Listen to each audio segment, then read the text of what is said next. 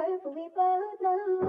And the weeknights come around is when I feel like I'm safe and sound. Why does it have to be that way? Every single day I feel this way.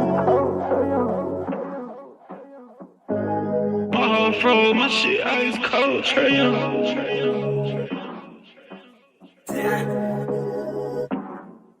And you know I wear my heart on my sleeve. You hitting all the reads, pack your shit like you finna leave. I go and hide your keys, put you in position to win. Bless you without a speed, but you down in all the VV. That we was getting cheap. Overplay my part, I can't breathe. I feel the pain in my lungs. I thought we really was one. My heart cold like Trae Young. Overplay my part, I can't breathe. I feel the pain in my lungs. I thought we really was one. My heart cold like Trae Young. She ice cold, Trae Young.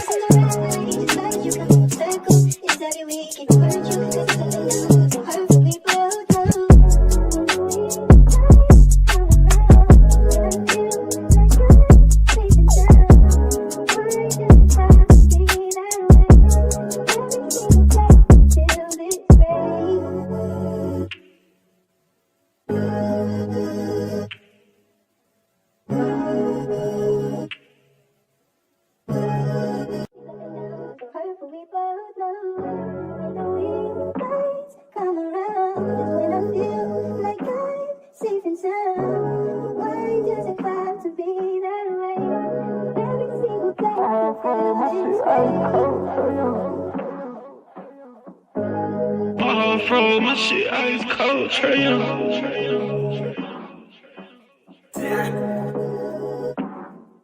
And you know I wear my heart on my sleeve. You hitting all the reads, pack your shit like you finna leave. I go and hide your keys, put you in position to win. Bless you without a sneeze, but you down in all the VV. That we was getting cheap. Overplay my part, I can't breathe. I feel the pain in my lungs. I thought we really was one. My heart cold like Trae Young. Overplay my part, I can't breathe. I feel the pain in my lungs. I thought we really was one. My heart cold like Trae Young. She ice cold, Trae Young.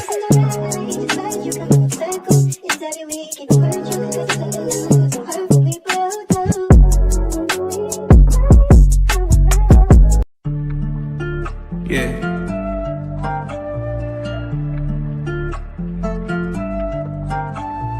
Swooping in just like a hawk, translating on a pick in the park. Yeah, swooping in just like a hawk, translating on a peak in the park. And one baby that's far from a flop. Stay from Marina, we blow up the top. DeAndre 12, he just like a cop. Lockdown D, get it still in the block. Vic got that vision, he passing the rock. Trey put from 30 with 12 on the clock. I hope your best player got really good handles, why? Cause he might get swiped by Daniel's eye. Told him don't leave both get open wide. Cause he jump away like an ocean, yeah. Chillin' on the fat break, scaring them. But you can't leave open garrison.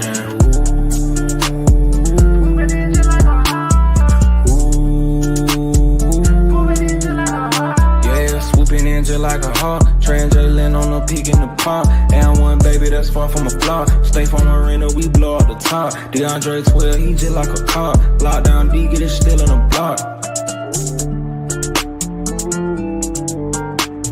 Swooping in just like a hawk, translating on a peak in the park. Swooping in just like a hawk, translating on a peak in the park.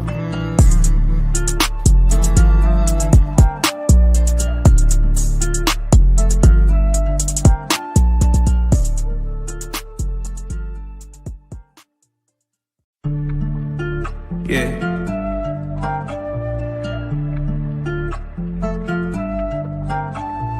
Swooping in just like a hawk, translating on a pick in the park.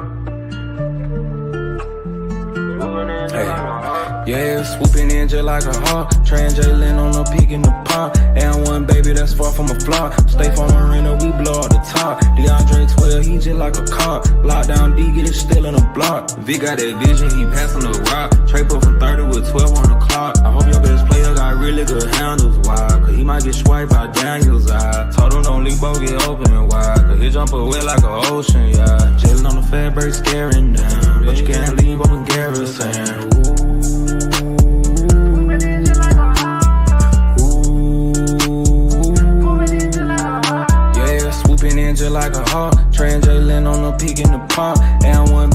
far from a flop. Stay from Marina, we blow up the top. DeAndre 12, he just like a cop. Lockdown D, get it still in the block.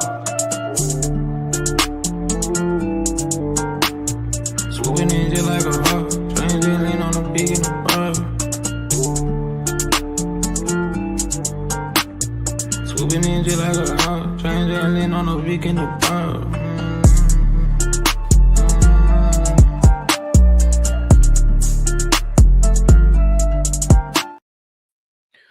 What's good, family? It's your boy Damon in the building, man. We Talk Hawks TV. We Talk Hawks Daily, 8 o'clock show. Thanks for tapping in with your dog today.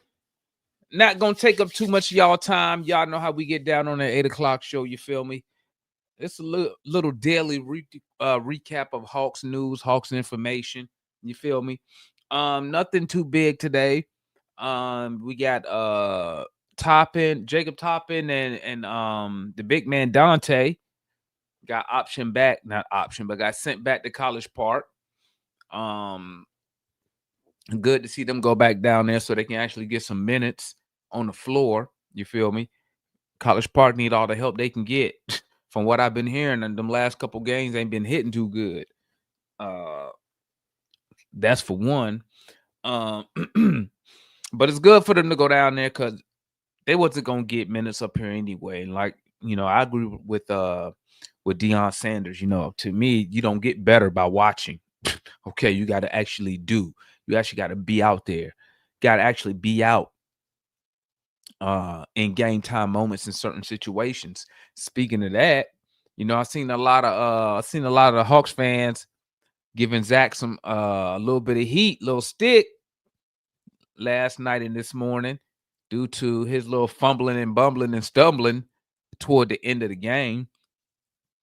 And it's like I said, man, I put a post up on Twitter, on X. Make sure you follow me if you don't. But I put a little tweet up. And like I said, man, for Zachary Richardson, that's the type of stuff that's going to continue to happen when you don't have that guy on the floor. Okay? You want to avoid that situation, have that guy on the floor. So that way he's getting the experience. You feel me? Yeah, pause on that, Cujo. Pause on that. You know what I'm saying? You got to get game time experience, game time reps. Okay. So when you are on the court in them closing moments, you understand, you know, situational awareness. You feel me? By the way, salute to all my veterans in the building, man. Happy Veterans Day to all the vets out there. You know what I'm saying? All our Hawk family that are veterans or, you know, got family members of veterans, you know, salute. But yeah, back to my point that I was making. So you need to have Zachary Richardson on the floor. And that's what a lot of fans have been saying about Quinn Snyder. You know, you can't learn by not doing. Let me say that again. You can't learn without doing. So if you don't have him out there, how's he gonna get better in those situations? Duh. You know what I'm saying? But y'all seen Zachary Richardson been averaging over the last 3 games. He's been averaging 18 points, man. Let's see here. The homeboy Zachary.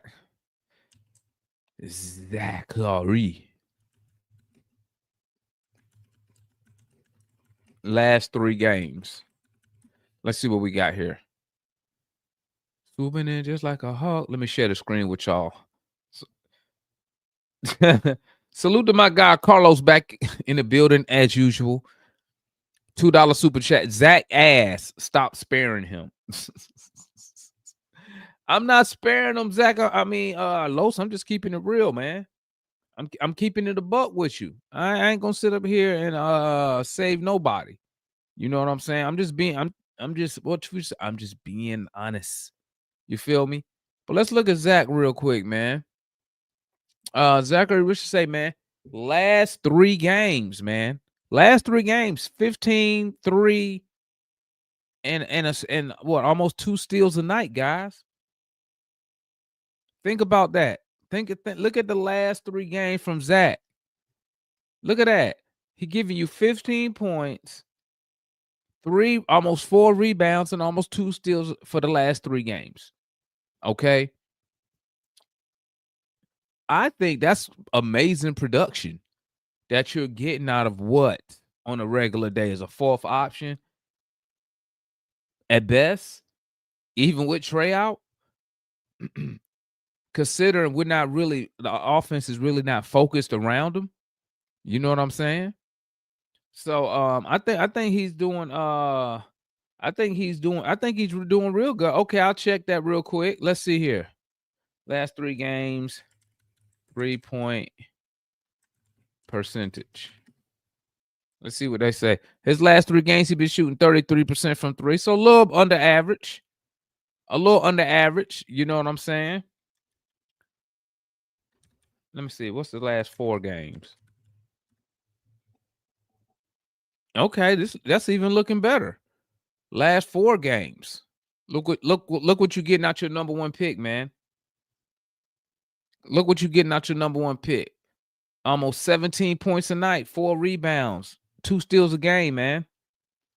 So, I mean, I'm just confused when I get on X, Twitter, whatever you want to call it this week, and I see all this Zachary Richardson slander. Like, I saw one dude, I had to retweet him, man. That dude seemed like he was angry, bro.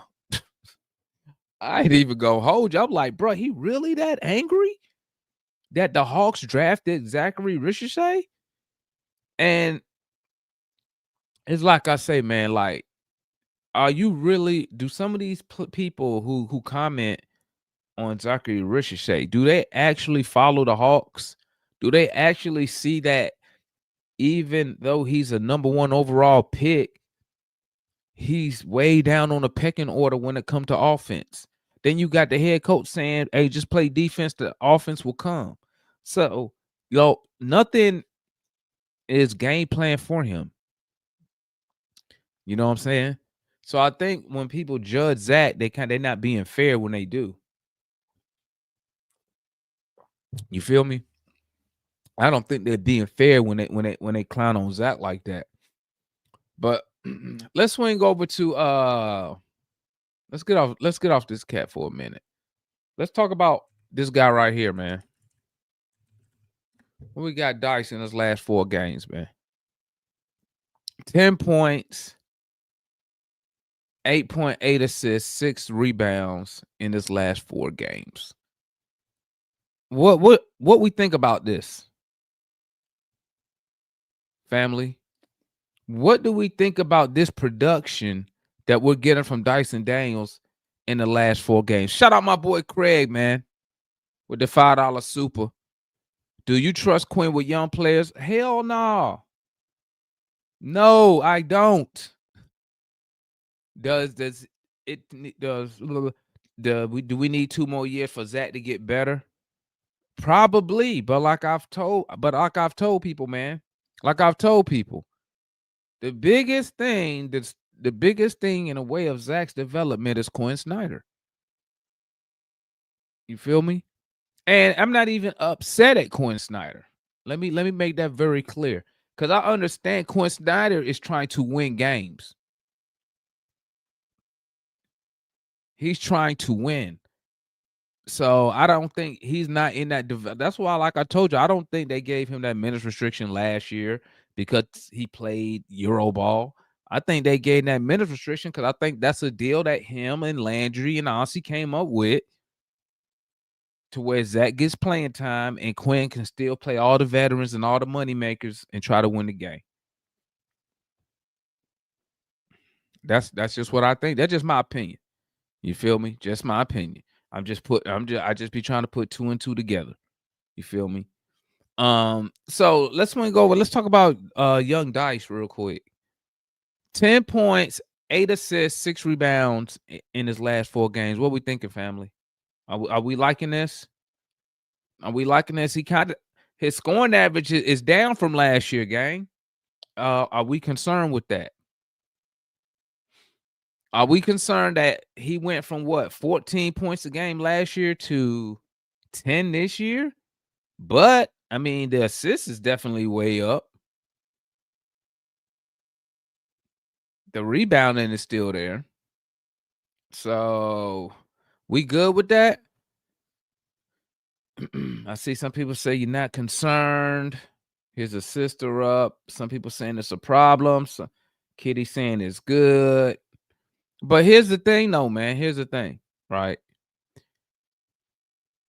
10 points, 8. Let's call it 10 points, 9 assists, 6 rebounds. Almost a triple double. Is that worth? Is that what? Tongue twister here. Is that worth $25 million starting next year? If he gave you the same production like this next year, would you take that at $25 million per?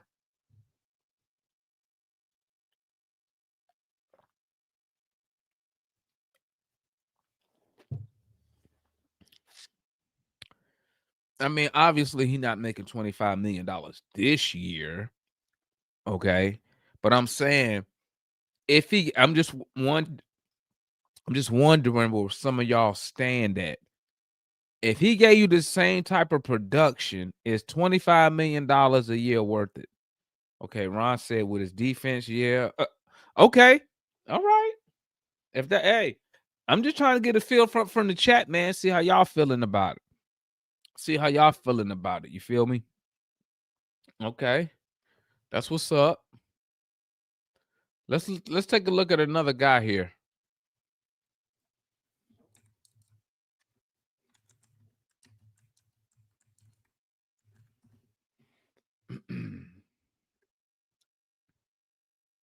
What y'all thinking? Last 4 games. Last 4 games. We like what we see right here.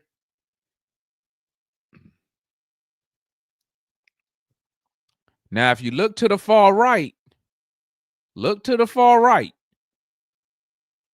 you see that field goal percentage?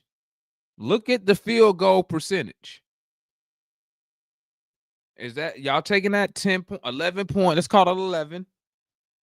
11 points, 8 rebounds, 2 assists, 36% from the field. That's crazy.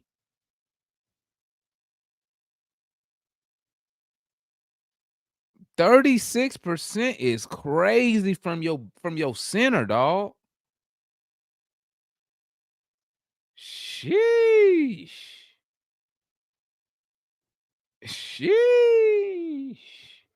He only making what he making? He only making 16 million this year.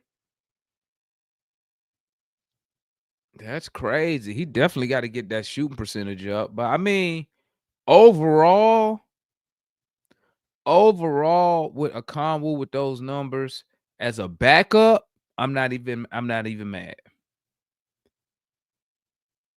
As a backup, 10, if he give me 11 points, 8 rebounds as a backup, I'll take that. I'll take that.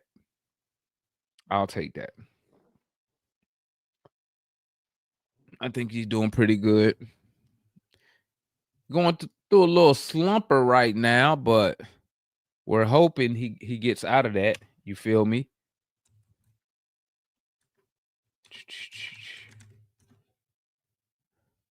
Oh.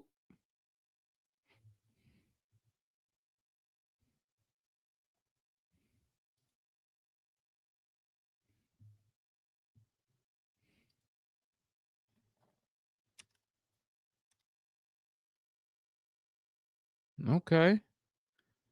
Moji. That's crazy, right? Look at Moji, man. 18 minutes, 19 minutes, 34 minutes, 8.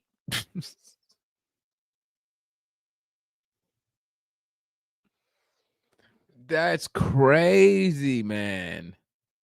Like, how you go from 34 to 8? Like, that's wow. Sheesh, Quinn. Quinn doing my boy dirty, man. 21-7-7. Then the next night got 8 minutes, and Asa got a DMP. That's hilarious. But I know what everybody tells me. Demond, it's just not enough time. Everybody can't get minutes. I know. I'm just saying though, that's crazy to go 18, 19, 34, then just 8. Dang, he couldn't get 10 minutes. Well, Mo averaging 20 minutes a night. That's crazy. Crazy work. What he averaging? Oh, he averaging a whole block a game. Okay, Mo. All right, Mo G.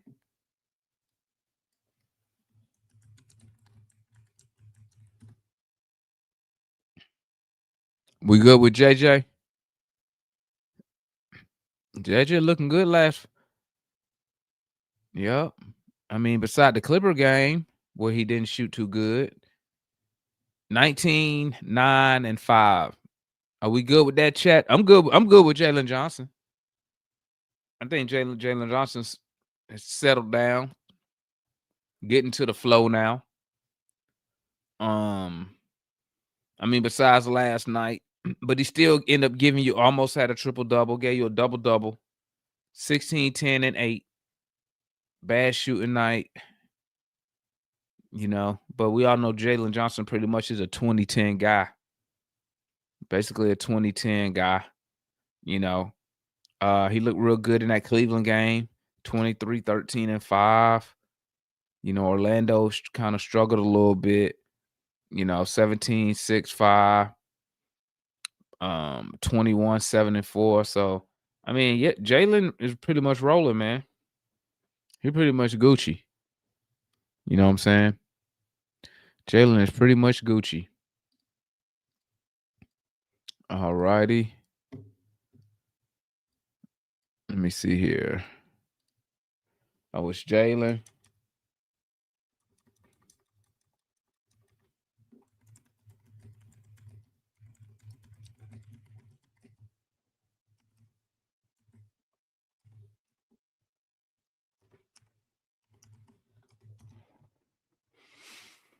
Defensive rating this year so far 113 in 11 games.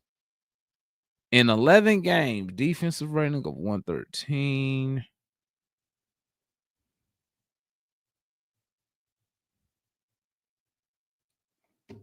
Okay. How many games Trey missed so far? How many games Trae Young missed? How many games we played so far without Trey? Well, we played 5 games without Trey? 4?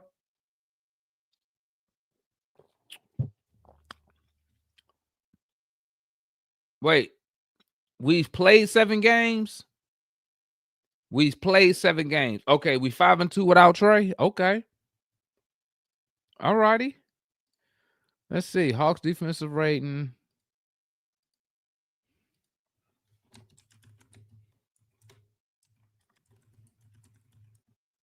Last 7 games. Oh, went down 3, huh? Okay. So we won 13 with Trey. We won 10 without Trey. All right, let me see.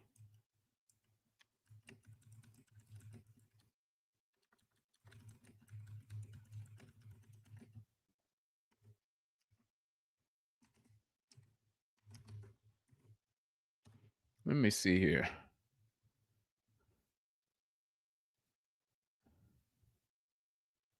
So without Trey, also with Trey, we're 8th in defensive rating. Without Trey, we would be top 5. Okay. 113 with Trey. So we not okay. So the defensive rating is elite. That's top 10. So our defensive rating with Trey is top 10.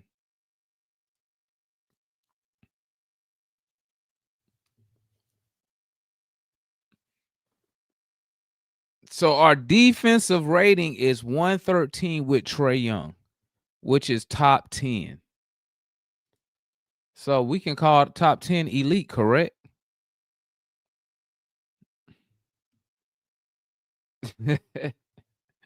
I mean, that's what it's saying right here. It's telling you right here. That's the defensive rating, man.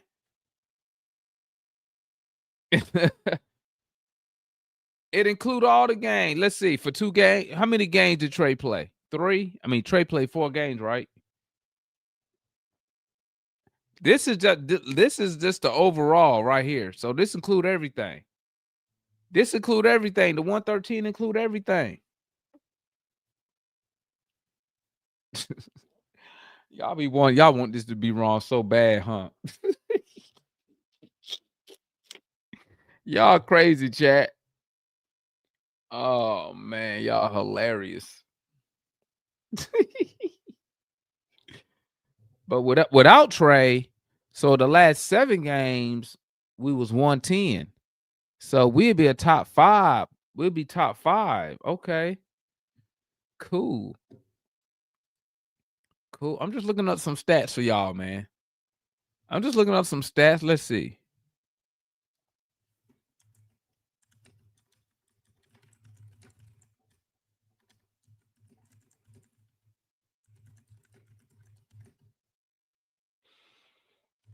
I'm just looking up some stats, man. Don't mind me at all.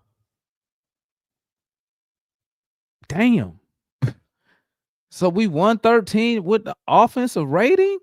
So we 113 and one. Well, that's crazy. Defensive rating in 11 games is 113. Offensive rating is 113. Hold on, let me see something here.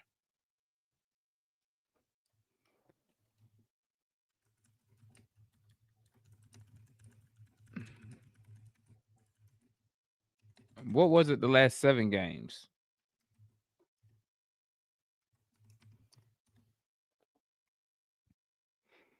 Oh, 117, huh? 117 in the last 7 games? Hold up. Okay.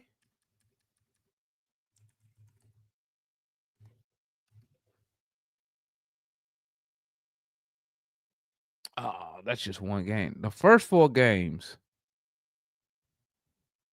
I want the first 4 games. So 121, 106, 108. Oh, it was lower. 113, 125, 100, 128. Ah, okay. So right when Trey went out, we started picking it up. Yep. Right when Trey went out. 121. What Trey went out? He went out the Brooklyn game, right? Or the Pacer game? Which game he went out?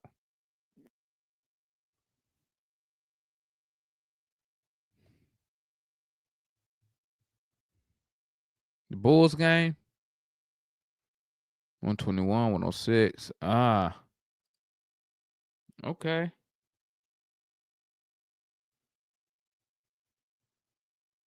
He went out the Nets game. Okay. All right. Okay. We was picking it up a little bit. We was picking it up. Hold up. Let me see something.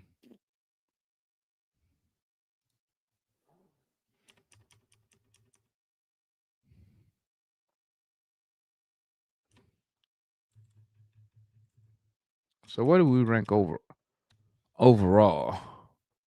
Oops.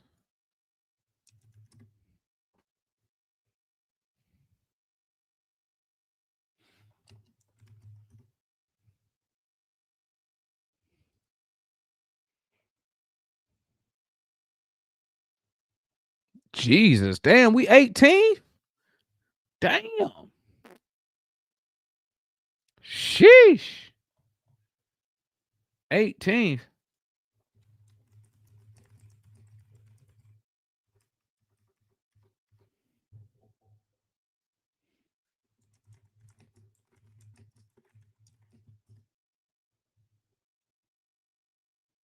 Oh, 6 games. Okay. The Atlanta Hawks have a offensive rating of 116 without Trey Young. That's without Trey? 116? 112? That was beginning of the season though.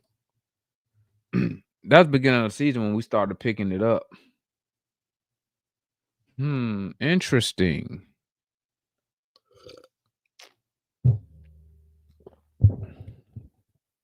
Interesting. I just wanted to look some stuff up, gang. That's all. That's all. That was I wanted to see. Just a little something.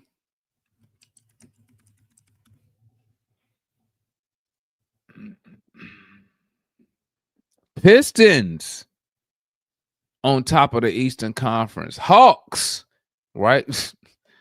Right in the middle. 1, 2, 3, 4, 5, 6, 7, 8. Damn. We still a playing team. After 11 games, we still a playing team. The Pistons is rolling, though. God dang. Where we weak at? No wonder. How we got a better road record than home record? Wizards trash, Pacers trash. I guess those numbers that SAR putting up not helping. They done lost 9 in a row. What the hell SAR doing over there? I don't understand why people not talking about SAR. How they 1-10, but people got tons of heat for Ricochet. It's crazy. Where the Pelicans at? 2-8. They done lost 2 in a row. Okay, right where we want them to be, baby. Right where we want y'all to be, Pelicans. Make sure y'all stay there for a hot minute. You know what I'm saying? Be there for a hot minute, man. But yeah, gang, I just wanted to look some numbers up with y'all, man, and I just want to see what y'all was thinking right now. It's a lot of back and forth going on Twitter, man. What y'all thinking about? Y'all see that the Kings look like they finna blow it up already. I seen Zach LaVine. I seen DeRozan, Malik Monk. Would y'all try to swing up a deal to get any one of those guys over here? If I'm honestly, I'm trying to see what's the asking price for Zach LaVine. I gotta give Matt credit. Matt been one of Zach LaVine in Atlanta for like 2 years now. But I'm thinking Zach LaVine gonna cost a little too much, man. I think we can get Malik Monk. I think we should try to get Malik Monk. You can give him the Luke Kennard minutes, right? And with Monk, you got to score. With Malik Monk, you got to score right there, right off the bench. Unlike Luke Kennard. So I would love to see what it would take to get Malik here. What y'all thinking? Look like everybody liking Malik Monk. Let's see what Malik Monk making, man. What that contract looking like, gang? Y'all know? Don't worry, I'll look it up for y'all. Hold up. Isn't it hilarious how you can look up NBA players' contracts, how much they make? It's crazy. Meanwhile, if you ask somebody else, what you make per year, they don't even want to tell you. Don't worry about none of your business. Let's see what Malik making, man. Let's see what we can work up here. Malik Monk, $18 million this year. Oh, you got him for another year. You get him 18 million this year. You got him next year at 20. Oh, damn. Then he got a player option. Fudge. So basically, you trade for Malik Monk, gang. If you trade for Malik Monk, basically we making a 3-year commitment, man.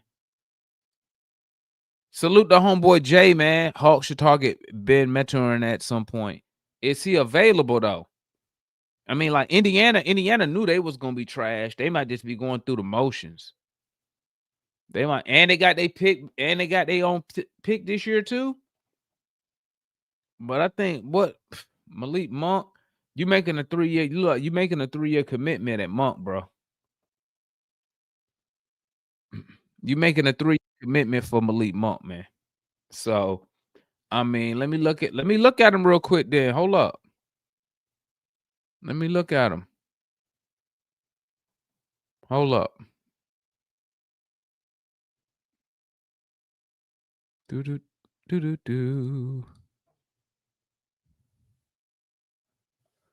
Where he at? Oh, he restricted. So he expiring this year. Shooting guard. He expiring at $9 million. He a free agent next year. Who calling me? Oh, some bullshit. So a 1-year rental.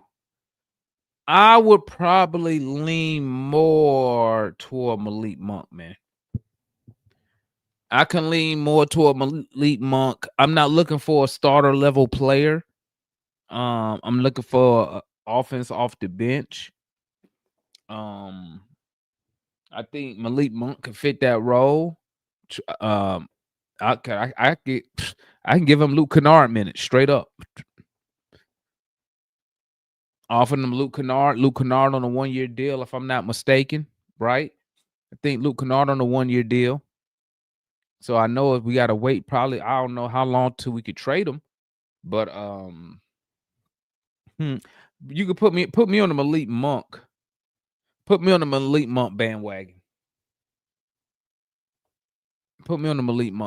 Hawks we need some offense off the bench. Malik Monk can get his own shot. He can shoot the 3.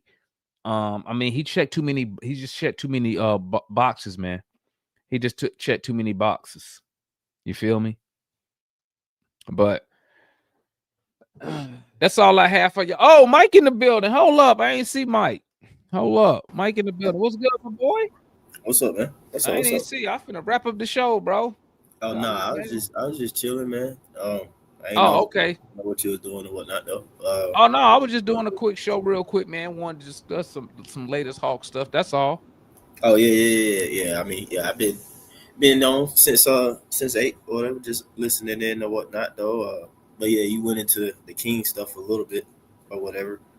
Yeah, man. Cause I was about to roll, but if you about to stay up here, that's all he was interested in. What's up? You say you was about to roll? Yeah, until I saw you down there, I was about to roll. Yeah. Oh, I got you. Yeah, shoot. Yeah, I ain't got to keep you around or whatnot, man. Okay. Here, let me drop the link. Did you want me to drop that link? Shoot. Yeah, you can. Or whatnot. Okay. So I know Jay probably want to come up here. So I ain't gonna keep it going forever for him. Hey, we got a game tomorrow night. Well, yeah, we play the Kings tomorrow night. So I guess see who you want. Malik Monk. I think Malik Monk be easier to get. You can get him Luke Kennard minutes. Malik so you Monk. got No. Shooting guard, ain't he? Huh? Malik Monk is shooting guard though, isn't he? Yeah. Yep. But I mean, I think he's tall enough he could slide in with Luke doing something because he's running 3 guards anyway. What is he like? Am I right or wrong? I mean, you right. Am I tripping or am I slipping? Nah, I mean both. But I'm just like, bro, it's like, do we want to encourage that more? That's the only thing about it. I mean, he gonna do it anyway. Might well have some firepower out there. Yeah, I guess so. You look at it that way. Drop the link if you might want to tap in, y'all. Yeah, man. Because other than that, I'm like, man, what? Why Quinn only play JJ and Double O? And JJ and Double O funny, man. And JJ need to stop forcing passes to Double O, man. Trying to make him good. Bro, the boy shooting 36% over his last 4 games, bro, as a center. That's awful. I saw where you put that up. That is awful, man. That is not good. I mean, is he well, you said 36%. I doubt he's shooting that from 3, but he probably shooting just as much from 3. Did you see? Yeah, no, I ain't even look, bro. Or that just the floor. He might be shooting the same amount from 3. Cause it ain't like he been bad from three. Shoot. But like Nah, I said, yeah, I doubt he been pretty decent. Double O. Yeah, Yeah. especially from the corner. Nah, he gotten that shot a lot better for sure, man. To being reasonable and being able to take it. I mean, he pretty much locked for at least one a game. Yeah. It was good to see Vic. It was good to see Vic get them shots up yesterday too. Boy, what? Well, too happy to see Vic shoot the ball, man. Yeah, and then it was actually good to see them actually was looking for his ass too. Yeah, it's been a long time coming, man. For Vic to even look at the goal. You know what I'm saying? He used to not even look at that thing. Yeah, that shit used to piss him. He'd get all the way to the hoop and kick it out. I'm like, bro, Yeah, I you know. 6'8", what you doing? Say, no fans was trying to give Vic a chance. Then he like, man, what is this dude doing? He's trying. Told y'all like, man, Vic just don't be trying to score, man. That's just him how he came up. But I mean, now he finally, yeah, like I said, coming around a little bit, understanding that he got to shoot. That's one thing I give Quinn credit. Like we know he put that battery in everybody back to shoot the ball. So Yeah, I mean that's all he tell him, shoot more.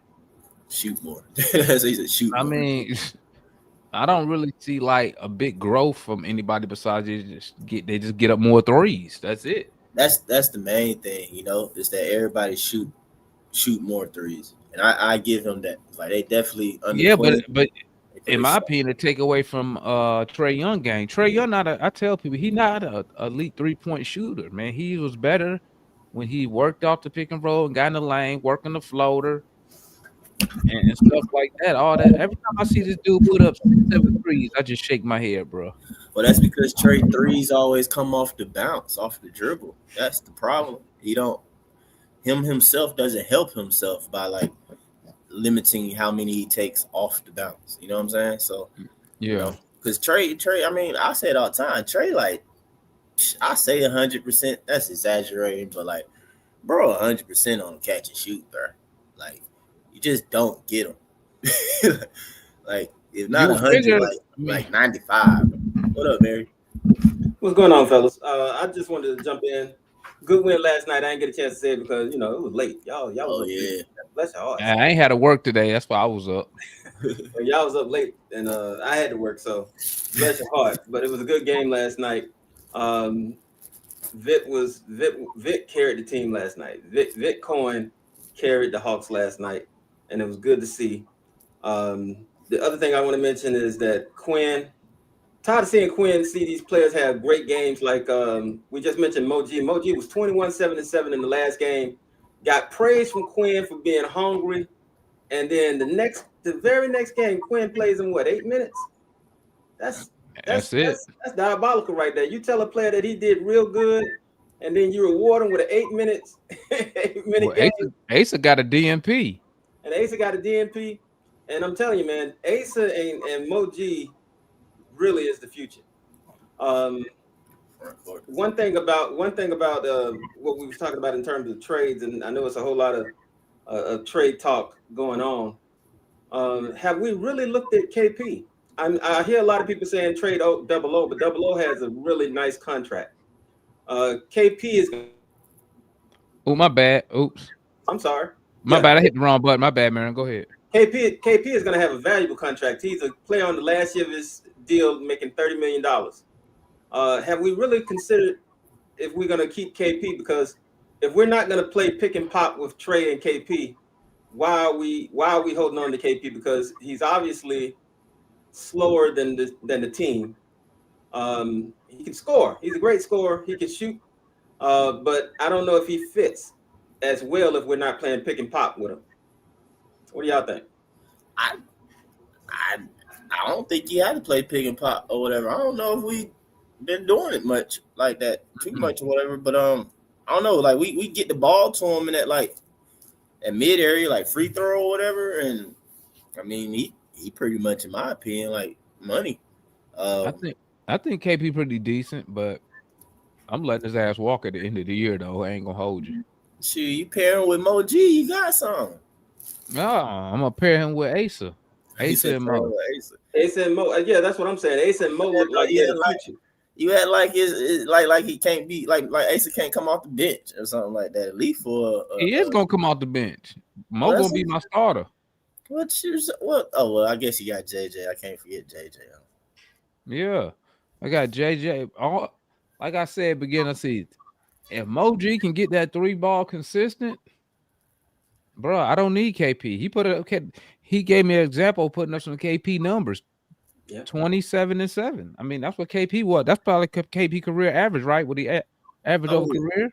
Listen, I won't say you don't need KP, or I say this like what people trying to say with like the trade stuff or whatever, like get your quote unquote own bucket and stuff. Like right now on our team, the only 2 people that's somewhat guaranteed that can get their own bucket is Trey and KP. Trey is out, and the other one is KP. Like that's the only 2 really that I feel like you can, supposedly count on. Like you can give KP the ball, and why do y'all keep saying Mo? Why y'all keep saying Mo G not a center? Where do y'all get that from? Because he's skinny, I guess, bro. It's just he's skinny. It might be Like, I know he played center in college, right? If y'all know that, State. right? Look up Washington State. Yeah, it's because he's skinny. Shout out to Washington State. Hey, but what about JJ though? What about JJ? You just said that Mo, that KP and Trey the only ones that can get a bucket. What about JJ? I don't know if he's there yet. I mean, he's showing stuff like, trying to do it, but I don't think you know what I mean? Like, just Trey and KP have done it. You know what I'm saying? Yeah, that's true. Way multiple years. All stars. Yeah, that's what I'm saying. So definitely. JJ. Yeah, I wish that JJ in this time, I know he's putting up good numbers. I saw the numbers you put up earlier, Demond, but I wish that JJ would step up though. He doesn't seem to, when the pressure on, he doesn't seem to have the step up gene in him. And I think that's you know where that comes from? You know where that comes from? What's that? That comes from preparation. Yeah. That comes from, and guess what? When you prepare, what's that mean? You confident. So when you confident, guess what that means? Nothing beats self-confidence, bro.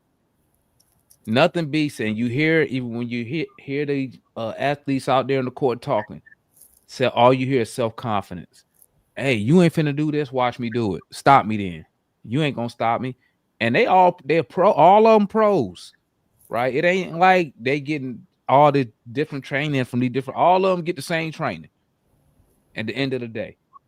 Mm-hmm. But that's where it comes down to me with Jalen Johnson. He just had to be put in those situations more and more and more. Because here's the thing, one thing that I learned, man. You can't be scared to fail. That's the number one thing. Now, guess what? We know if you go out there, you shoot the shot 1 second on the clock, we down 1, you shoot it, you miss. You gonna have some people be like, man, that nigga suck. Blah, blah, blah. But that's just part of it. Like, you already know that's going to come. So you can't be scared to fail. You can't be scared to fail. Like, you should be, but that comes from, once again, confidence. Well, check this out, Demond. Check this out. It's funny because JJ been in the league, what, 4 years, right? 5 years, 4 years. I've seen Asa Newell has way more confidence right now in terms of standing up to the competition in pressure situations. I've seen that more than I've seen JJ. Well, but see, you got to remember they got different roles on the team. Yeah, Asa role ain't to carry the team or be a number 2. Asa don't make $30 million. That's true. Asa don't have to play make like everything for Asa. Yeah, like Jalen Johnson. I feel he does play confident, but yeah, he's different though. Yeah, Jalen Johnson has a lot, way more to carry than Asa Newell.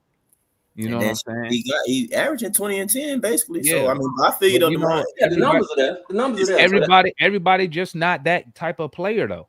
They don't have that type of mindset. Like, give me the ball. Yeah, the team. We finna win or lose with me. Like it's certain guys built like that. That's why you guys like the Mamba mentality. That's what Kobe built that whole thing on. It's like Michael Jordan. They all say there's different ways of saying it, but they all be saying the same thing.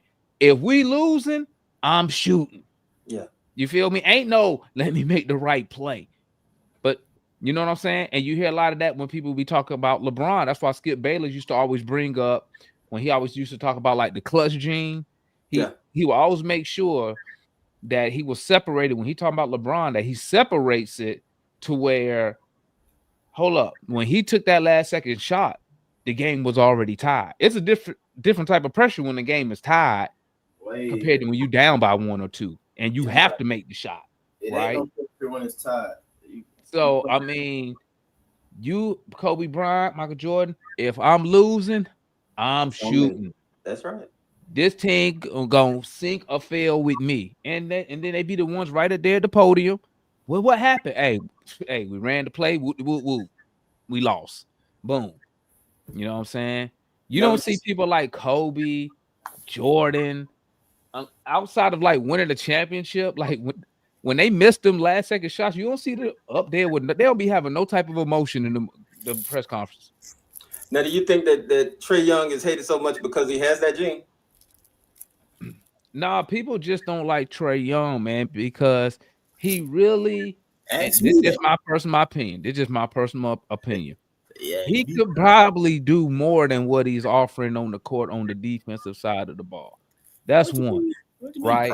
Yeah. And I put a lot of that on the coach though, because I don't know why I be looking up and Trae Young be floating in the lane. I don't know why he can be down there. That's why we putting that shit on the coach.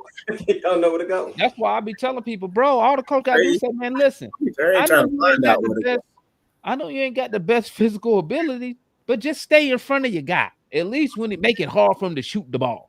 Okay, we ain't asking you to get 5 steals. I ain't asking you to get me a block a night. Just make it hard for him. Okay, and I put that on Quinn Snyder, but also on Trae, because really you don't really need the coach to tell you to defend. Like, you know what I'm saying?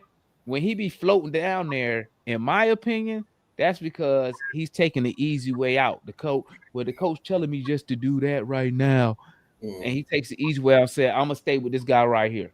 But that's Trae mentality, though. Trae mentality has always been offensive and score. Like, you listen to him, even when he was talking to Jeff Dem about like how he was in high school and this and that. Like, bro, whole mentality. Like, it ain't Trae never had the mindset of like defending somebody or feeling like that's how I get back at somebody or part of my trash talk. You know what I'm saying? Because for me, or like you see with others, I don't even want to use me, but like you see with other players sometimes, like part of their trash talk and their confidence, this and that, whatever, is defense as well. You know what I'm saying? They use defense to feel more of the like the trash and talk trash too. Cause like I always say, like, bro, you can't, like, the best way to talk trash, bro, is like you stopping somebody and you score on them. Like, bro, if you can. Yeah, that's why when you hear people, I score on you and then I come on the end and I rip you and I go down and score again on the fabric. Like, bro, I'm talking so much trash. Like, bro, you can't do crap. Like, you gonna want to fight me. Hey, but look though, Mike. The thing is that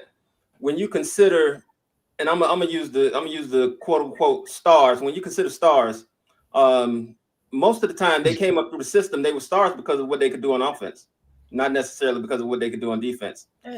Just one thing, one quick thing. I'm here in Winston-Salem, the town where CP3 came up, and they talk more about how he used to get back at Jokers by putting up 63 points in the game than they talk about anything that he did on defense. I mean, offense, regardless, in majority of sports, if not all, is what's going to be paid attention to. Because majority of people, unless they really, really are in that sport, are not going to care about the little things and the non-sexy things. Offense is that point blank period. Offense in football is what's the sexy things that people want to see most of the time. That's why the NFL make they rules the way they do. That ultimately what bring people out. The basket NBA, they made the rules they did, give you freer range and this and that because hey, people want to see points and stuff. Even though some people might be complaining a little bit though, but that's the thing though. You just said give you free range. When you talk about them coming up out of the system where they did the AAU ball, I'm pretty sure that Trae and others like him were given a whole lot of allowances and not made to play defense because they were such a strong offensive engine. What you but- gonna do? You gonna bench the dude that's gonna give you 60 points? You're not, of course, you're not gonna bench him, but at the same time, now you're getting into other stuff though. But that's the issue with stuff in period, because these guys are playing stuff like that versus like your high school coach is not necessarily coaching in that way to just showcase your butt. That ain't the way your high school coach is coaching or whatever. And that's why a lot of these guys don't stay at a regular public school or this and that, or they go on this, like, so that goes into just the messed up part about the game in general or whatever. And then again, like we said again, though, like even what you're saying across the board for majority of players, you are not going to be allowed to be the offensive whatever you claim it is. Every player in the NBA was an offensive beast in high school and even college. But to stay and have a long career, you have to know how to play the entire game of basketball. So only a select few will have it like clear runway, like Trey, basically green light exit. You hear from NBA players too. You're like, bro, everybody don't get to have that opportunity chance. So if you come up into the jump and you don't know how to defend, you don't know what to do off the ball, you don't know what to do, like, bro, you're gonna find yourself out the league because all you can do is score. And like, really, bro, we don't need you to score because we got him over here scoring. We need you to come defend and do the little stuff and play smart. But just one more thing, and I'm let the others in. Mm-hmm. When you consider that argument that took place between Trey and your boy Pat Bev, and then everybody was trying to say that in college Pat Bev was just like a Trey. In college, Trey led the NCAA in scoring and assists. Nah, he wasn't like Trey.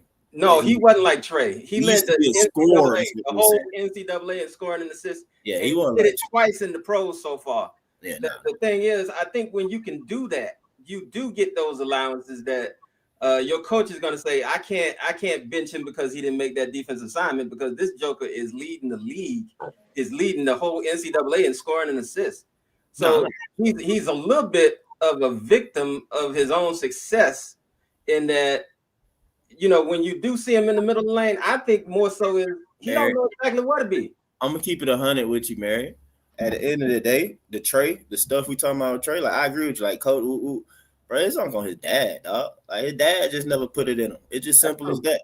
His pops excused him the entire time. He came home like, yeah, good job. You scored X, Y, and Z. His pops obviously ain't never put that nugget in his head, like go lock a nigga up, bro. Like, you know what I'm saying? So, hey. Hey, shout out Cujo real quick. Shout out Cujo with the super chat. Cujo said we need a dark-skinned dude from the hood coming from a single parent, absent dad household. Why are you going for the black stereotype, Cujo? No. I mean, I'm saying, hey, that's the problem. All these players now, former player sons, and they all came up rich, basically. All of them now coming up, Steph bougie. Curry. They all coming up bougie these days. Steph Curry. How about Marion, you beat me to it. Steph still got his out of the mud though, because he went to Davidson, bro. Like Steph wasn't supposed to be Steph. Steph had to earn his. Again, he went to Davidson, bro. If he was Steph Curry before college, he wouldn't have went to no Davidson. Hell no. Matter of fact, they looked at him on his size, man. I think Davidson was his only D1 offer. Yeah, because he was little. It was a little bit, I think, more than a little. He's little, and he didn't have no defense. He bigger than Chris Paul. No defense. He bigger than Chris Paul. Chris Paul went to Wake Forest. But you have to look at what his facial and how he looked as a little guy. Boy. I mean, Chris Paul had to have a different concept. Can I say something real quick? By the way, how y'all doing? God bless each and every one of y'all. Appreciate y'all having me again. I don't think the defense with Trey is going to be as bad when he comes back as people think it is. Because you got to remember last year when Jalen was out, there was a stretch with Trey in the lineup. We were top 12 in defense. There was a time. Okay, so people want to say that the defense is going to fall off a cliff when Trey comes back. I don't think that is. Like with Trey, I've seen it each year. He's gotten better on defensive assignments. He's still going to get bullied because he's small. And like Mike said, my biggest problem with him is consistent hustle. You gotta have consistent hustle. I want to say something about this. All right, go ahead, Kool-Aid. Let me tell you something. When you got a shooter and a scorer, his defense have to come from the coaching, man. You have to make that joker play defense and get him in the place to play defense. You cannot put him in a position like they got Trey as a floater. That's Coach Quinn. You put him out here and tell him to stay, just like DeMond say, stay in front of your man. You think Quinn get down and play the other way? Kool-Aid don't watch film, Mike. He don't watch film. He doesn't see Trey Young following his man. I agree. Quinn doesn't correct them, but I do not believe any professional coach tell Trey to do what he does. Like, I'm trying to tell you right now, man, there's no way. I've seen Trey Young play straight up on a guy, and I saw him play straight up on Curry one time. He ripped Curry. He did. He ripped Curry. I've seen him play man to man in the time when they was doing really good. But it's no way you can tell me. There's no way you can tell me that you cannot stop a guy from just olaying. If you're a coach, that really. But that's Mike's point, and I agree with him. Like, well, you can agree with him, but I ain't that kind of person who think you could take a guy that you can't take a guy mold him into something that he's supposed to do. Because that's what we always say. Defense is what? Effort. Offense is a skill. Offense is a gift. Offense is a gift. Okay? Defense is an effort. Defense is you know what? NBA is part of effort. The coaches call different defenses. Do not the coach call a zone? Do he not call traps? Yeah. Okay. Do he call full court press? Who calls the full court press? The player don't call that themselves. Kool-Aid, calm down. Calm down. Okay. Do you not understand? The coaches call the full court press. The coaches call the trap. Hang on. The coaches call the zone. He calls the defensive plays. Okay. I agree with you that Quinn's system doesn't necessarily help. But I also agree more so with Mike. Because we've seen Trey lock folks down, I don't buy the whole, well, he can't play defense. It's just he's got to have the mindset, like Mike said, to do it consistently. Like, if you want to win a championship, you got to give effort defensively. And I get the whole thing is like, come from, man. If your coach can't motivate you to do what you need to do to win, then the coach ain't no freaking good. Okay, well, hang on. Nate tried to do that with Trey. He got fired. He got fired. That's what I'm saying, Kool-Aid. We know in the NBA, and Trey and players know that, John, too, bro. It's like the coach ain't quite got, like, for a coach to do that, bro, they have to do certain things, and that you can more so do that lower levels, like bench a guy, sit him down. You know what I'm saying? Or like, bro, you can't do that. Exactly. But you he don't listen. He doesn't listen to players. He don't listen to Jeff Teague. Jeff Teague already done told you half these coaches. It's only a handful of coaches in the NBA that actually they can actually be allowed to coach. Yeah, like, you're right. It's all kind of politics. As a defensive guard, he didn't come in as an offensive guard. He came in as a defensive guard. If you tell Jeff Teague that, he'd disagree with you. Well, I don't care what I know what I saw. Because Jeff Teague was a scorer in college. He was offensive, man. Jeff Teague was a bucket getter in college. He wasn't a point guard. But I'm saying, Kool-Aid, ain't nobody in the NBA wasn't a scorer, bro. Like, maybe everybody can score the ball. The only people that you can title that a real scorer wasn't a scorer supposedly is Larry Bird scoring was a gift. Michael Jordan scoring was a gift. Coming in. So nobody score like Michael Jordan and Larry Bird. That's a gift. Again, I'm gonna say this again, man. When it comes to professional players, all of them can score. Though, Mike. I get his levels to it, but the gift part you're talking about, that's how they make it to be in the pros, because they had the gift of doing that already. And that's why I say the eye test. When you go recruit, you go recruit. It's just like Edgecombe. You know what they do down there? Because Edgecombe got a gift. He is a gifted player, and they let that dude rock and roll. That boy is athletic freak. He is. VJ. They let that boy rock and roll because he has a gift. All his scoring is a gift. When they get that man to play defense, they make him. He put in to put him in a position to put in efforts to play defense. No, but that's VJ though. VJ himself is not Trey. VJ gonna do that. I said his gift. No, Trey I'm saying that when it comes to defense, I don't know. I just know the gift thing. I don't know, whatever. But bro, I don't know. Everybody in NBA, bro, is gifted, dog. Like I don't get that. To some extent, like, they all are They scoring. give to a certain point. Your boy, let me tell you something. Your boy Dyson is not gifted as an offensive player. He's gifted as a defensive player. But In the NBA. And In you the know NBA. most of the In the NBA. So like, I'm not understanding what you don't get. Like everybody at some point in the NBA could be a scorer and all that. Like, but not all of them could be. Okay, everybody could do that at some point in their basketball career. But not all of them can be. Not all of them. Yeah, I mean, not all of them. Dyson Daniels is the perfect example. Dyson Daniels is probably never going to be a 20-point per game scorer in the NBA. In the NBA, exactly. We got to have some honesty in this conversation. But that's not what he's saying, though. There are levels to scores. It's in the NBA. It's levels to score. His levels of scoring in the NBA are not as high. Also, too, with the fact, I'm saying, but also too, though, with the fact that there's levels of scores, so many NBA players has literally told us that there is politics. You look at it right now with your own number one draft pick. He got drafted to a team with no clear runway and not as clear as, say, Trey. Trey came to a whole nother Hawks team that was rebuilding, trying to build around him. Zach don't have that same type of opportunity. So we're gonna sit here and say, you know, some people will okay, whatever. Kool-Aid. What you get, what you get, bro. No, it is a gift. Let's put it like this then. It's a gift to be efficient, and Trey ain't got efficient gift. He does not have the efficient gift. He is a volume shooter.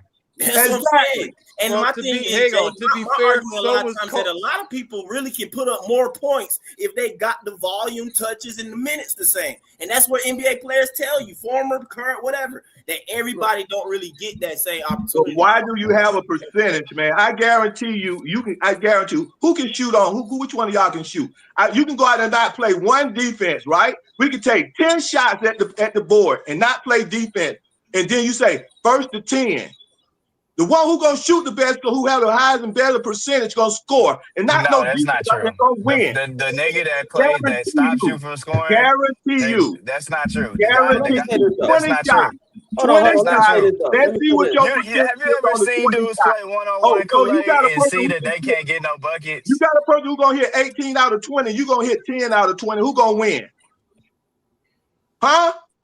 The guy that made 18 with nobody around. So that means you can do it over and over again. You'll never beat that guy who hit 18 out of 20. We play basketball that way, Kool-Aid. Number one, put it like this. I wish Mikey was here. Mikey, man, my experience with him, Mikey, if we standing with nobody guarding and just shooting, I give little Mikey his credit. He'll probably shoot better than me. But can Mikey score better than me? Heck no. Nowhere near it.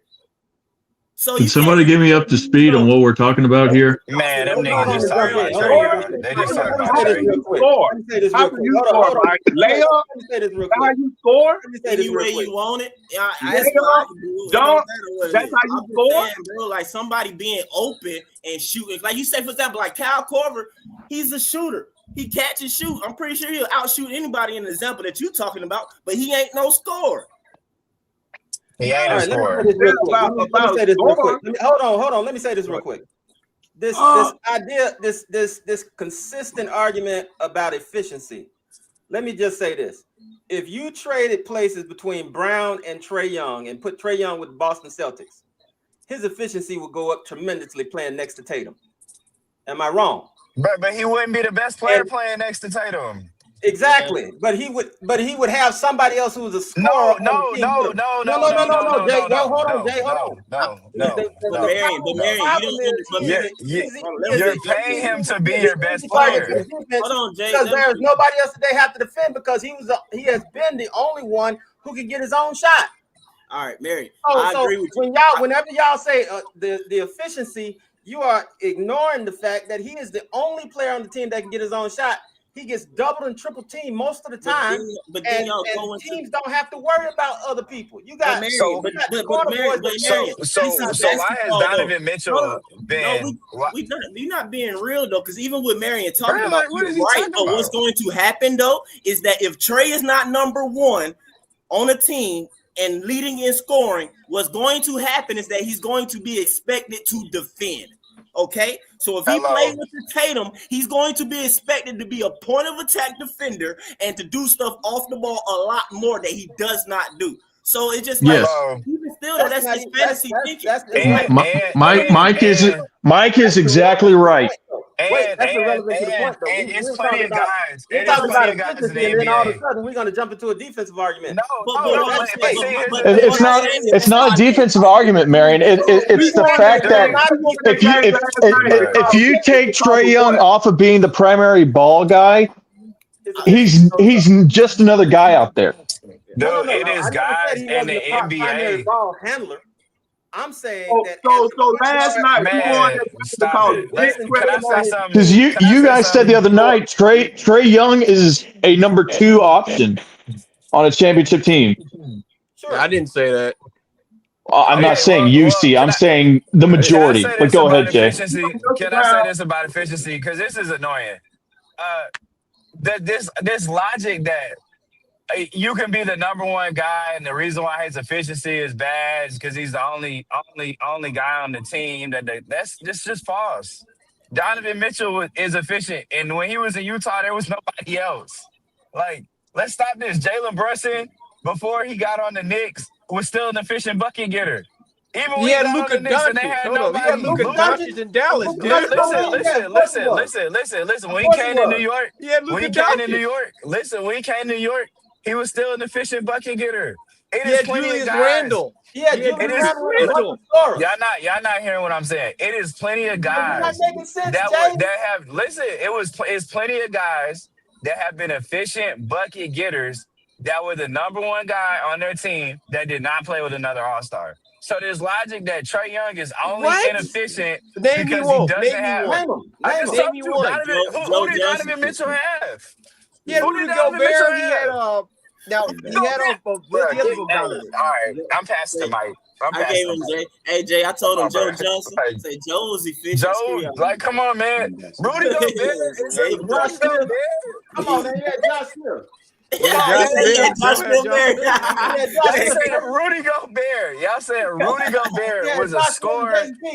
Come on. No, you said All-Stars. What All-Star team he had? That's what you said. No, but like again, our team's game planning to stop Rudy Gobert on offense. Shit, they want the nigga to touch the ball. What are you talking about? Look. In the pick and roll. Look. So last night, Big Question was not efficient. Listen, it's really simple. As a number 1 scorer in the NBA, it's either you can shoot the ball and put it in the cup at a high clip, or you can't. Exactly. That's what I said. Period. It ain't got nothing to do with teammates and all that kind of stuff. Defense is meaninless then. That makes no sense. I'm not saying defense is meaninless. I'm saying if you are a number 1 guy, the number 1 bucket getter on your team, if you can't get buckets efficiently, that ain't got nothing to do with the game plan. I got a question. Hold up. If you are truly a top 15 offensive player as the guy on your team, you are going to get efficient buckets. Can I have a question? Hang on. I got a question. One question. Was Kobe Bryant efficient for his career? For his era, he was. Fairly. That's not what I asked. Yeah, honestly. Fairly. What'd you say? He shot what? He shot like what? 40, mid 40 something from the field. That's pretty efficient. Kobe shot 44% from and 32% from 3. No, that's not right. But he wasn't a 3-point shooter. Yeah. 3-point shooter, and how many he shot? We know what it was, and the area he came up in. Like, you didn't shoot threes. You weren't that. Yeah, you didn't shoot back then. He was straight, and that's from 2004 to 2012, he was taking 5 attempts per game. Dude, I'm pretty sure I can find somebody with a high clips. James Harden was in Houston. And those are just from 3. James Harden was in Houston. James Harden was in Houston before Chris Paul, and they got him All-Star. Before he had All-Star, I'm tagging in now. It's time for me to tag in. Let's stop this. All right, now hold up. Now, Jay, the Hawks fan, go to StatMuse and pull up field goal percentage for last year. Go pull up field goal percentage for last year. Because I want to bump season No, average. just tell field goal. No, yeah, field goal percentage average for last year. Because Donovan Mitchell, huh? For Trey? No, for everybody in the NBA. Okay, like what are you looking at? What's the question? Like, what's the point you're trying to make? Oh, wait a minute. I think no, go look it up. I'm not gonna tell me the point you're gonna make. Go look it up. Cause see now Donovan Mitchell is at 40. Donovan Mitchell is at 44.3%. That's about right. The highest field goal average is by Jared Allen at 70.6%. A big man at what? 70 something? 70.6%. Yeah, all right. Okay. Zubac. Okay. Duran is 69.2. Another big Zubac. Zubac is 62.8. Big's always towards the top, John. You gonna like, who's the first perimeter? Right. So this is what I'm trying to say. Efficiency as a definition of efficiency, base efficiency, not basketball efficiency, not any other type of efficiency. Over 80% is efficient. No one in the NBA shoots at 80%. So all NBA players are inefficient. 100% is the epitome of efficiency. Mike, I give up. Okay, now hold on. I ain't through. I give up. I ain't through. I love John, I ain't man. through. No, John, So hold on. Let me finish. Ain't no point going no further, man. 100 is efficient. You're right. 100 is efficient. So see, the thing is, what did Trey shoot compared to other guards? Like, what did he shoot from the field in front of three compared to the Jalen? Okay, no. I'm not getting into that. Cause see, the thing is, Jay, you can go look that up. No, Jay, you can go look that up. I looked up what I looked up what I looked up to make my point with. Now, you want to make a point, you go look it up and then bring us the stats so we don't have to discuss it.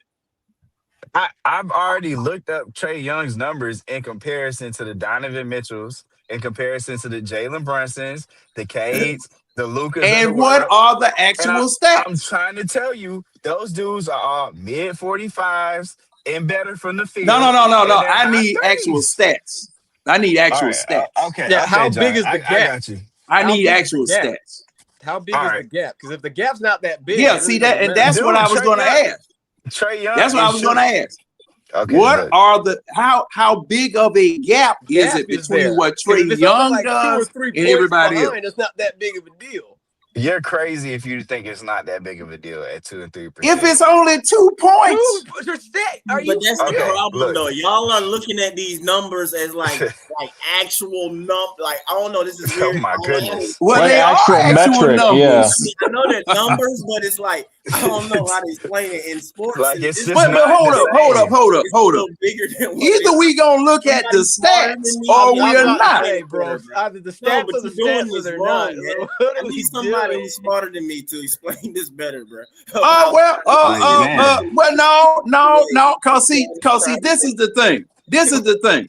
If you are going to take percentages over an average, if you're going to take percentages over an average, and the skew is no more than 2 or 3 points per game, then how in the world are you making a case that this person is just drastically worse or better than this other person? Yeah, you acting like 2 points unless we're misconstrued. You can't do that. Like 2 points, like 20 points, a 20-point gap. It was just 2 points. And see that's the same thing I was telling y'all. That's the same thing I was telling y'all a few weeks back about defensive and offensive ratings or offensive versus defensive ratings. Listen to me though. Oh my goodness. When you're doing averages or whatever, the numbers are really bigger than what they are.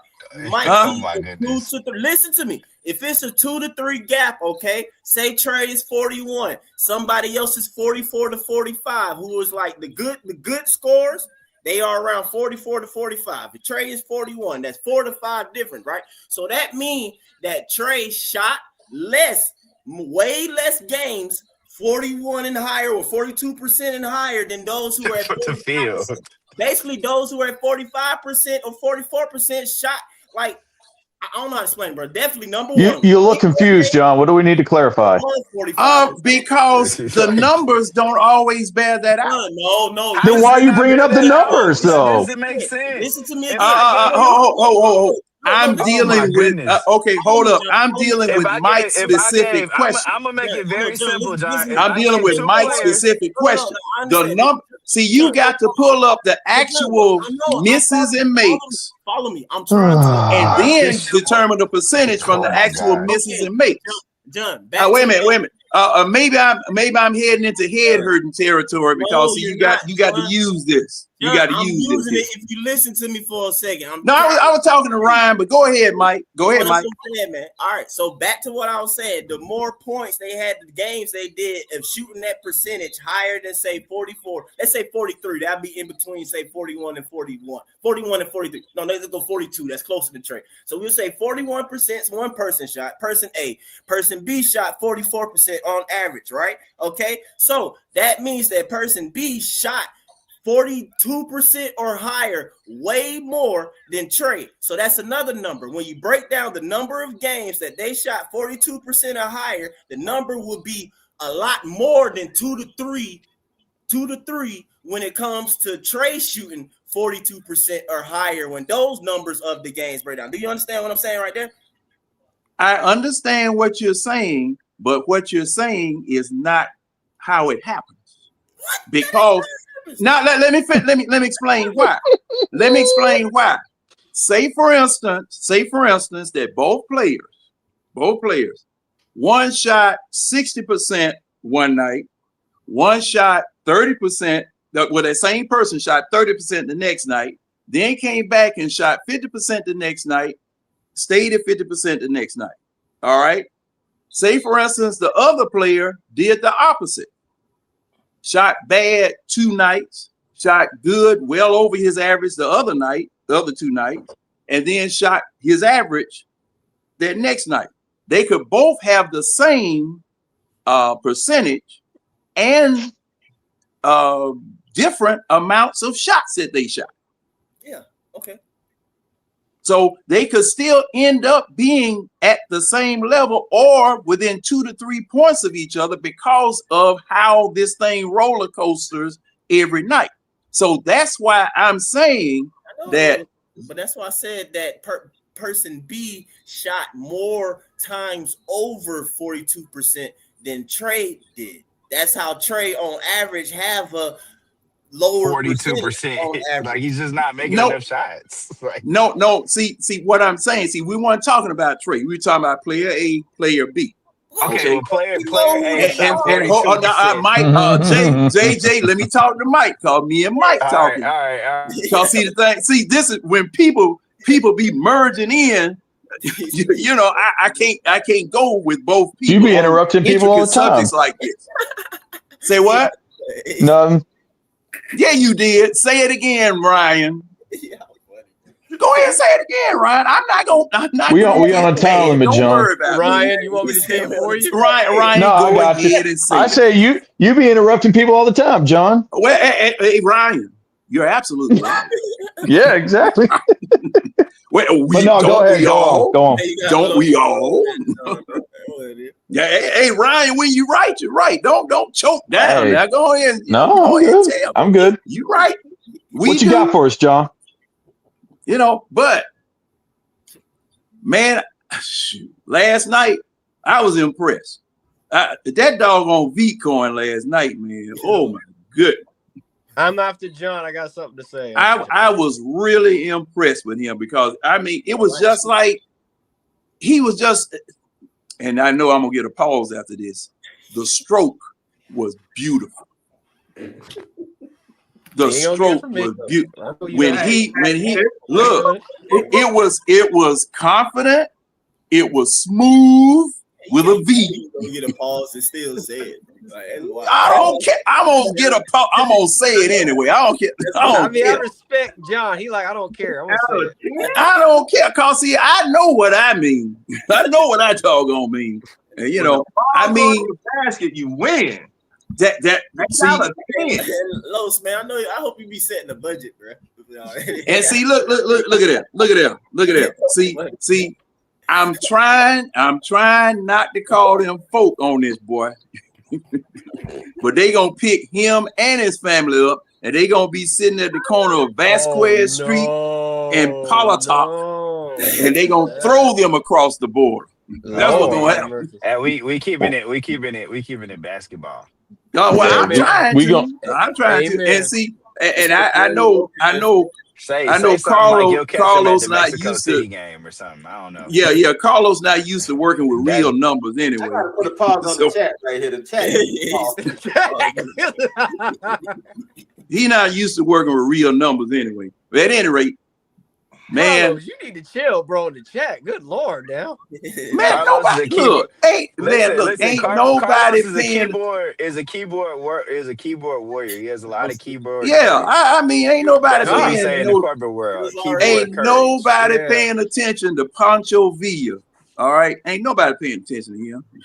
You know, doggone tortilla roller. At any rate, oh man, he jumped off the porch, Demond. He jumped off the porch. The porch. Like I said, to the road. Like, hey, wait a minute. Demond is the one posting them doggone comments from Carlos because he paying for them. But at any rate, what I'm supposed to do, that post? Now let's get back to basketball. I'm gonna go back to basketball. Go back to basketball because that's low hanging fruit messing with that food. At any rate, I heard last night you guys on talking about whether Veet could be a backup point guard or not. And see, the thing is that you got to decide, do you really want your point guard to score as a number 1, number 2, or number 3 option, or do you want him to create for you? Because see, Dyson at point guard is quote unquote perfect because he's learning to create. Right. He don't need to be at the 2. Well, he needs to be at the 1. He needs to be at the 1. You know, I mean, he doesn't need to be at the 2 because traditionally your point guard, they call them point guards for a reason. That's the person that's supposed to be scored. Okay, that's back when I was growing up playing ball. Your point guard was the firehead, the one that he's got permission to launch it from wherever it is that he feels comfortable. Okay, coaches relying upon that one person to score, and everybody else, you join in where you can get in. All right, so Dyson is not a 2. Dyson is not a 2. See, you keep posting this stuff up here. You got listen. Like I tell everybody.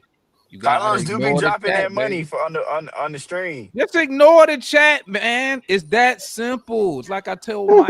I'm gonna ignore. Look. I'm gonna save my ignoring him at the food bank. Man. Yeah, I don't know. Just ignore it. Just keep. That's not nice. I'm gonna ignore him at the food bank. John, come on now. That's just kind of low right there. Listen. Talking to me. Let me tell y'all. Let me tell everybody. Did you learn a lesson from me and Jay? We squashed it. We good. No. Hold up. How I go, man. Hold up. Don't bring that no more. Listen, so everybody knows what time it is. Listen, ignore the chat. If you can't ignore the chat, then don't come up here, man. Okay, it's that simple. I ain't got time to be. This ain't Facebook. I ain't finna be moderating all grown people. Okay, they gonna talk shit. They've been talking shit since day one. Since I had the channel. Ain't nothing new. Okay. Hey, I understand the rule. So if it bothers you, but I need. I'll do what they be saying about Kool-Aid. They told me. I ain't mad. I would look here. Let me tell y'all something. I was raised by Don Rickles. This the last time I'm gonna say it, man. If you can't ignore the chat, just stay in the chat, man. Listen, when you come up here, people gonna talk shit. It is what it is. Okay. Hey, I was raised. Look here. If they pay super chat, I'm gonna post the thing. Okay. Is that simple? Oh, that's fine. That's fine. I just need Go these ahead. folks to know I was Basketball, raised. man. Talk ball. I was raised by Don Rickles. Hey, but look though, John, to what you were talking about, man. Hey, man, ignore the chat, man. Ignore anything that come on the screen, Ignore 'em, man. But Listen, what I'm ignore 'em. saying though, I don't hey, say man, shit when they I've been talk making the about my little argument for incident. to be the backup for the longest. At least what 3 Yeah, years? hey, ain't no problem. I'm not mad. No, I ain't say you mad. I ain't mad. I'm not I ain't say offended you was because mad, look, but say I you know, I got chunks of joker like that in my stew. But yeah, man. So the Hawks really have a 115 offensive rating or a 116 offensive rating without trade. That'd be 15th in the NBA. That'd be like right there with the Pistons. Right now, the And Hawks. they'd be top 3 without him in defense. That's pretty interesting. Well, Have yeah. we beat, you know what? But this what you need to go look at. Out of all That's them pretty people, the last 7 games, how many of them teams over 500? Thank you, Damon. I was about to say that. I mean, but I look, mean, it's still Damon, early in the season. Damon, Now wait a minute. What rating are we talking about here now? Say no, I got another. I got a rebuttal. All right, when you look at Hawks history, what do we do against teams that's under 500?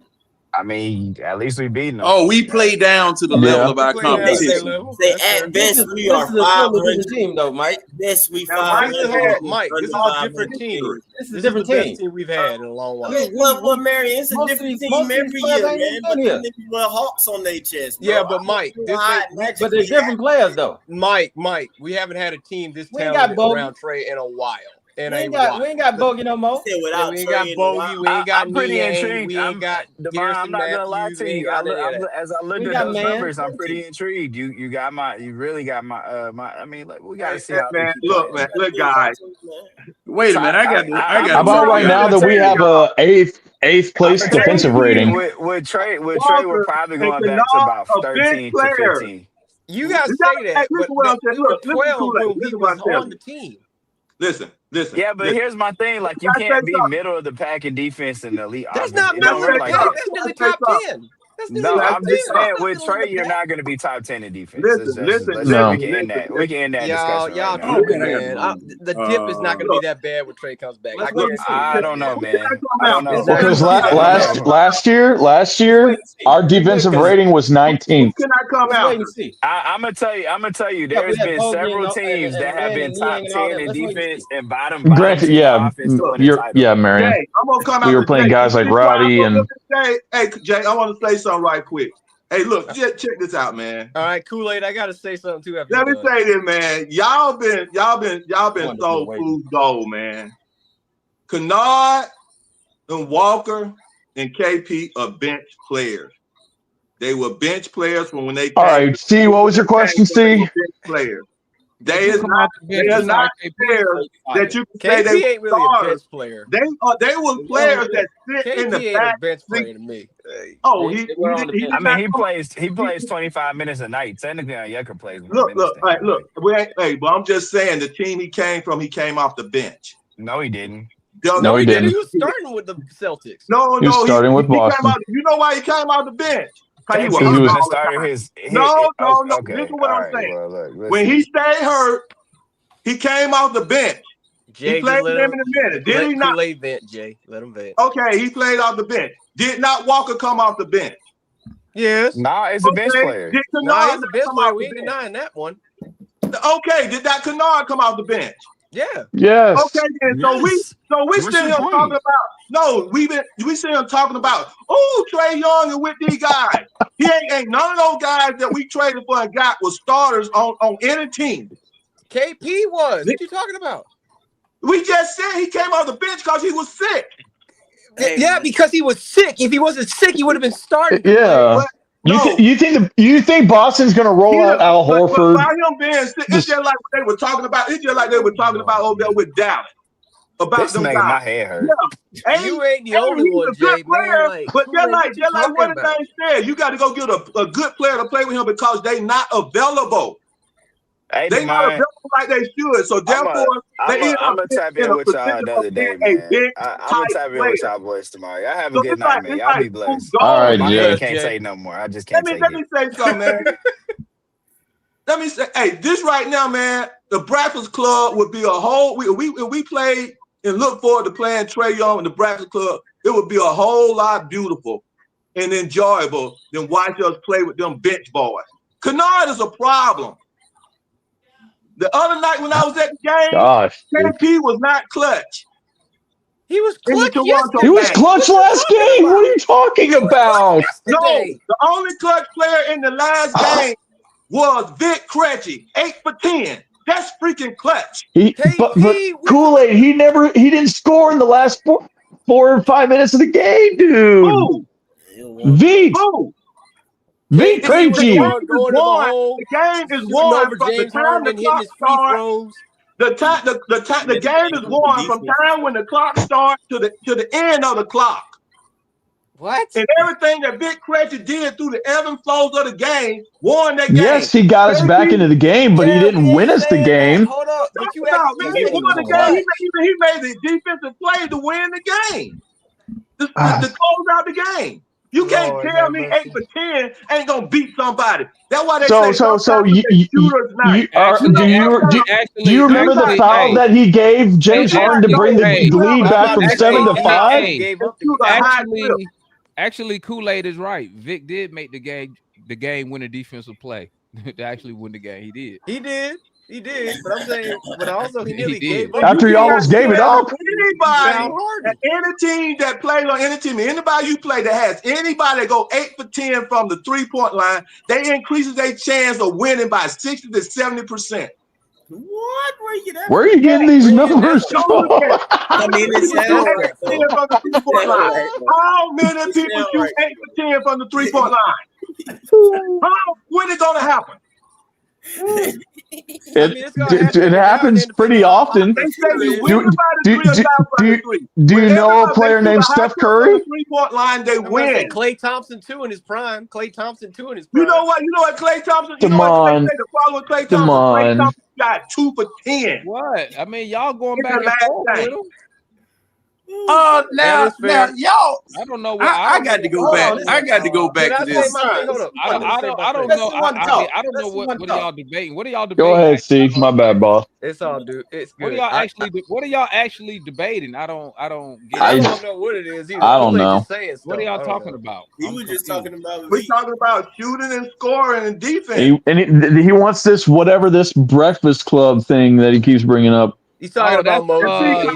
He's talking about the group of players. He's talking about a group of players. They called him to That's what Jay want to talk about all night. Nobody want to talk about and one more person, Asa.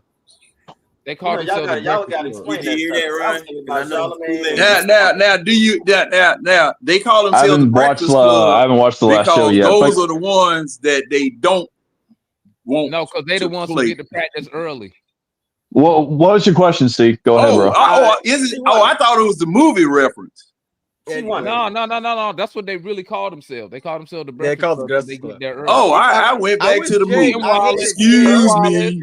It's Keaton Wallace, Vic. I went to the movies. And Zach. They're too young for that, man. I just gotta. I'm sorry. Excuse me.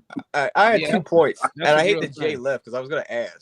But since Ryan and Mike are here, I'll ask them. Kool-Aid ran Jay off, man. Anyway. But see that. Wait a minute. See that. You can't, man. Man, y'all listen, man. Y'all too entertaining, man. Y'all be having me dying over here, bro. What's the question, Steve? All right, my question was, y'all keep saying about trading Trae Young, but my thing is, well, we already saw what happened with Nico getting fired. How trading your franchise player that gives you the best chance to probably make it to the finals is not a good thing. You can say whatever you want about Trae's inefficiency, his defense, but I keep harping on this, and this is my main reason on keeping him. There ain't nobody outside of that Miami series when Miami was basically focusing everything they had, including the kitchen sink, on him, always balled out in the playoffs. You don't just give that kind of clutch guy. And the other thing, too, you guys don't seem to remember is the gravity he creates on the defensive end, on the offensive end, because of his passing as well as his scoring, makes things so much easier for everybody else. As well as when the game gets hectic, him being there, setting the sets, getting the plays, and getting to the free throw line in the clutch to slow the game down is something you just can't teach. You see SGA do it. You see Luka do it. You saw James Harden do it yesterday. like that's also a gift in and of itself. So yeah, I understand you want to trade him, but my thing with Jay and Ryan and everybody else that wants to trade Trey, what are you getting back? Marion talks about that. What are you going to get Here's back? your deal. All Here's right, your deal. all right, Hold all on real quick, Ryan. Hold on real quick. Then I'll let you go. Here's your deal. Don't compare the Luka stuff to Atlanta. Okay. Because it wasn't Nico who traded Luka. The owner. It's the owner. You're right. It was the owner. Nico just taking a fall for you it. fair. Right? That's and right. The owner right. already. Right. And the owner for the Mavericks. The owner for the Mavericks. He already came out and apologized. Said he the one who authorized it. But here's your thing. If Trae Young get moved, okay, and I keep telling people, I don't know why people be forgetting to add this. That's got to go through Tony Wrestler. So if Trae Young gets moved, unless Trae Young himself requests a trade, he ain't going nowhere. Honestly, has to clear that through with the Tony. owner. With that's Tony. That's your main reason why it makes hard. Why it's going to be hard to trade Trae Young. Because I could tell you this right now. I'll tell you this right now. Honestly, what I believe, he's just like I said, he's not tied to Double O. He's not tied to Trae Young. He's tied to Trae Young for two reasons: because of the owner and because Ansi is the new GM and he don't really have no cachet to make no type of G call like that. So here's your deal. Ansi is really clean the house. Trae Young didn't get an extension because the Hawks have all the leverage, and it's up to Trae Young to show that his value is whatever he thinks it is to the Atlanta Hawks, not the other way around. So with Trae Young, this is what Trae Young need to be focused on right here. When he comes back, he need to do everything in his willpower for this team to win games. Here's the thing that I tell people. He has no other option. Okay? He has to come back and have to show everything because defensive included. It's hard to pay him max money when you're getting a large sample size of the team being successful without him. Granted, you can nitpick and say that we struggling to score the ball. That's an easy fix. If I'm gonna keep it a buck, they can go, like I said, they go out here right now, go get Malik Monk, dude, create his own shot coming off the bench. Now you got some instant offense. Here's the thing. Tony Wrestler and what people gotta factor in, which I believe why I stand so solid on Trae Young not getting traded, because I believe that our owner looks at other numbers besides wins and losses. He looks at money in, money out with Trae Young. How was the season tickets looking before we got Trae Young? How is the season tickets looking since he's been here? If he is traded, does it go down? That's why I said the only way you could convince the owner, and I was telling Ticket this, well, I might have said it last night. The only way you can convince Tony Wrestler to move on from Trae Young, you have to have a large sample size of winning. They're gonna bring in money because you can't go in there and say, "Hey, man, say this team finish. Say they wait till the offseason to do something. Say this team finish. Let's call it 45 and 40. What's that? 45 wins. 45 and 37. Yeah, right. Say we 45 and 37.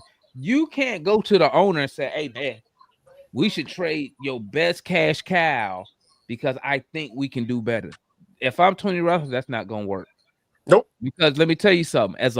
I'm not thinking as a Hawks fan. I'm thinking if I'm a businessman, right? You can't convince me. Excuse me. You're not gonna have me go against what I know is gonna be guaranteed. Top jersey seller. Season tickets being sold because we know Atlanta sports fan want to be entertained. Okay. Thank you. With that over, guess what? Hey, you know what? I think if we do this could happen. I'm a businessman. I know I can get this dude $200 million, and I'm gonna make $400 million on the back end by the time it's all said and done. Just like he did on Trae last contract. He made money off that. You think that 200 and whatever we give him 250? It was somewhere around there. You think Tony Russell ain't make that money back? Oh, he made more. He made more than that. Yeah. So because here's my last point, Ryan, and I'll let you go. Here's Yeah. my last point, C Wonder. I would think differently if our ownership had a past history of trying to win. Like if we had some type of stuff where it was like, you know what, man, in 2017, remember when we went out, we was in a luxury tax, we loaded up on the talent and it didn't work. We can't say that. Our owner has a history. You know what he got a history of? Making money. Yeah. There you go. He has a history of making money. He doesn't have a history of spending the money and us coming up here and saying, you know what, man, Mike, bro, I thought we had a squad in 2012 when we went into the luxury tax and got all these players. Remember, Marion, back in 2019 when we made the crazy move at the deadline and we got this star player and it just didn't work. We can't even say that. But you know what we can say? Right. You know what we can say? And I forgot who verified this for me. It was somebody who worked for the Hawks or used to work for the Hawks. You know what? I can guarantee you that the Atlanta Hawks is one of the few professional sports team that operates in the red. I mean, in the black. In the black. With the black they team. operate in the black. They don't lose money. It ain't too many sports teams right now. I tell you, they operating in the black. We in the black.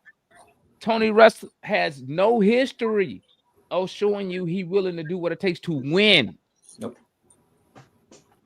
And that's why I'm so strong on like Trae Young not going nowhere, because I can't see honestly a guy with no cachet, no record of winning, no record of making major moves. See, it's a different story if you got a Masai Ujiri who could go to the owner and say, listen, I know what I'm doing, because guess what?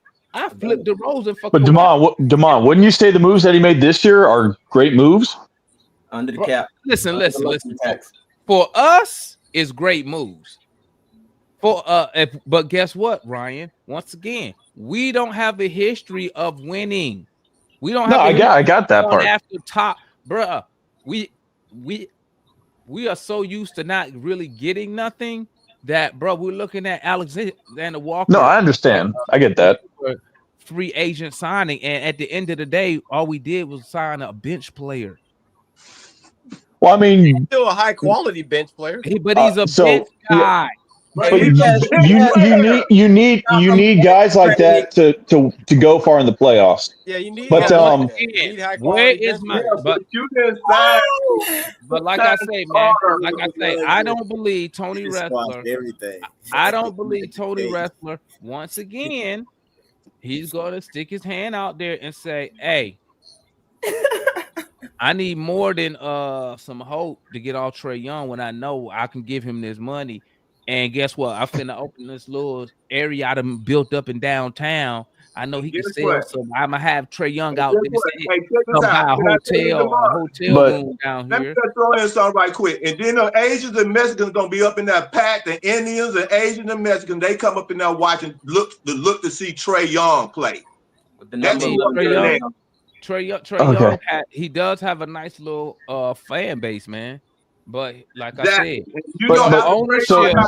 your ownership has not, like I always challenge Hawks fans when they want to do crazy moves, like go trade for Giannis and do all this. Name me a time where your ownership made a move to go for a championship. Name me one.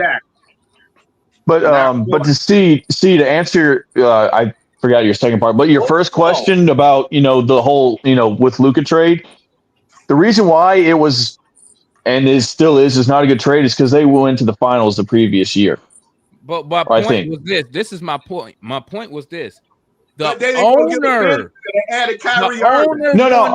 understand the owner did. Listen, you don't trade a Luka Doncic and the owner don't want him gone, bro. True. The owner wanted him gone. That's why the owner came out and apologized to the fans, because once again, when you got non-basketball guys making basketball decisions, he didn't understand how his fan base, how how the season ticket holders felt about Luka Doncic. Even Mike Cuban. The thing I add to that, though, Demond, real quick, even the basketball guys, I don't think in Dallas wanted them because you got to remember, bro, Rick Carlisle left. Like he really, he straight up left. Right. And they also, I can't confirm crap, but the word is and stuff too is that Jason Kidd and everything knew about this before it happened. Like you know, the GM being scapegoated, but they all so. I don't know. It's something might be. Guess what, Mike? But guess what? If you heard everything I said, I didn't mention nothing basketball related. Nothing. I didn't say because he couldn't hoop. I didn't say because he ran off coaches. The owner. Well, let me ask you that, Demond. Why did the owners not like him? You know why the owner apologized? A combination of stuff. The owner apologized because once again, them season ticket sales. Yeah, that take the money. But at the same rate, though, that's part of why they moved Luka because they didn't want. I think bottom line, they ain't gonna pay him. They weren't gonna pay him. But that's true. When they traded Luka, he lost out about $100 million. Right. My understanding is that they trying to do some like land stuff and development type stuff as well. And they wanted to make a casino. That's what. Didn't they want to move the team to Seattle or something? No. That was just little talk because they want a casino. They want a casino in Dallas. Yeah, they gambling is illegal in Texas. But what they're doing is they was messing around because everybody know your owners. They deal with politicians, and they trying to use Luka and use the Mavericks. You know how owners do. They try to use the team as leverage against the city to get what they want. But here's the thing: the owner didn't really understand how the fans really love Luka Doncic. Right. When I say fans, when I say fans, I mean this: season ticket holders. The owner don't care about the guys who go to 1 or 2 games a year. They care about the people who buying the season tickets. The season tickets, when Luka got traded, people didn't want their season tickets. That's why the Mavs was doing like a season ticket. What did season ticket holders say about Trae Young? What was the second part? Hold up. And then when the season started, when they got number 1 overall pick, that's why I told everybody this shit is rigged. They thought that was gonna hold over getting the number 1 pick. But in reality, it ain't doing nothing but hurting them because the guys they traded Luka for not playing. They injured. They no good. And the season ticket fans is tired of it. That's why the owner. That's the only reason he fired Nico. Well, Demond, that's my point. Going back to what I was saying to Ryan. Hang on. My point was, I understand Ryan's point. We haven't come off a finals. We haven't come off like a playoff success. But we finally have built a team around Trae, and all of us can say this is probably the best. This is the best team we've had around Trae, really ever. Like for us, let's be honest. Yeah. And so the idea of just trading him away now, when we finally but at the end of the day, like I told y'all, at the end of the day, it's up to Trae Young to go out there and show his value to the organization. It's on him. It's on him. I agree with it that. Don't matter. It sucks that he got hurt, but that's on him. When it comes to okay. Money. Okay, let me not about how much you gonna give him if you want to keep now. If Trae Young, if the team playing real good without him, honestly could walk in there and say, "Hey, we can do A, B, C, and D. Get this in return." Woo. You know what I'm saying? But once again, at this time right now, since he's hurt, he can't make any inroads on making a case for himself. That's on him. You know, no, he got hurt. That's a freak accident. That wasn't on him. It don't matter. It does but he's still hurt. At the end of the day, he can't prove to the team that he can't perform. Because he can't help the fact that man pushed Mo G on him. When it comes to contracts, it's like making bets. Ain't nobody care if you get injured. When you bet on yourself, that's a chance you take. He got hurt. That's on him. But wait a minute. I'm not going to go to Trae Young. Demond, he didn't bet on himself. Since you got hurt, I'm gonna give you all this money. No, I'm gonna be like, hey, your ass got hurt. You might want to. Yeah, but hold on, Damon. You said it himself. They withhold the contract. They didn't do his trade. Yeah, he didn't bet on himself. They said Right, no. he said We'll going wait with till because the what ownership. did Trae Young want? He wanted the max. He wanted the super max, bro. Right. No, he can't get the super max. Everybody He wasn't wants all the NBA. super max. If you No, can he get got to be all NBA Yes, first all before NBA. he qualifies for the Supermax, right? What happens is Right, you give exactly. him, listen, you qualify give for him that the super max. contract, you Get give it. him the 200 whatever max contract, and in the wording you put the super max. So it turned that contract, it would have turned into a super max, even though he would have signed the regular $250 million contract. Here's the deal, man. Listen, okay. Trae Young, it's real simple. I said it at the beginning of the season before he got hurt. When you play good, they pay good. He got to go out there and show his value. He can't. But right now, what the point we're Whose making fault is that, John? That's not his fault. It's nobody's fault. It's not his fault. In the contract game, that's his fault. Because guess what? I'm not finna walk to you, John, and say, you know what, John? You know what? Since you got I hurt, know those are the John, fleas that I'ma come go with ahead the and dog. give you- I'm gonna go ahead and give you 250 million since you got hurt. No, I'm gonna be like this. Like I said, you might want to. If I'm Trae Young agent, he might want to opt in for that 45 million and try to do it again. Because guess what? He gonna miss too many games to even qualify for All NBA. That's right. No matter what numbers he put See up. that's what I'm saying. But see, what's your second part of the question, Steve? Go ahead, Ryan. Man. Let me tell y'all something, man. Like I said, everything that deals with Trae Young that involve him either getting traded or whatever, gonna go through the owner. Tony Wrestler's gonna be the one that sign off on that shit. So, like I said, you gotta, when you're looking at that stuff, you talk about trade, you need to be thinking to yourself, how can I convince the owner? How can I convince the owner to come off his cash cow? Because you don't have another cash cow on the Hawks. You know, Give him a bigger one. Hang on, I just want to say this. Hang on, Kool-Aid. You not empty the State Farm has been in the last game since Trae Young been hurt. It been. I heard you even say. He said, "Where the fans at?" You even said that at that game I was at, Damon. Where the fans at? I'm telling, because he Because a as soon as he businessman. got hurt, the fans ain't He is coming not. right now. He's not like Tony Russell is not like a legacy owner who they've owned a franchise for 80 years.